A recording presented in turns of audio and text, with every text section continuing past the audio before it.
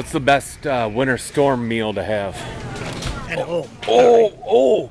Yeah, but what though? What should I cook? Good food. That works. Food. Hey, can I ask you a really quick question?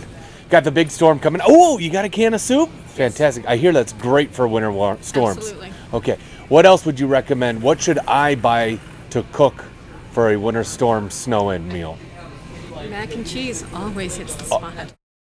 The news says soup is the critical aisle and you should stock up on it in a snowstorm. Nobody's in organics.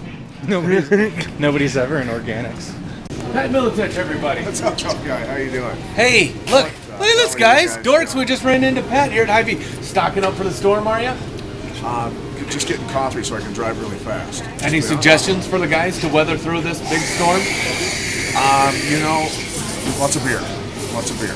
Coffee so you stay awake, and then beer.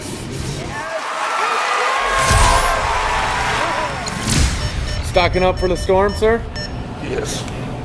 What do people stock up on in a big winter storm? Oh, geez, always vodka. Vodka? Yes, always vodka, and the whiskeys, of course.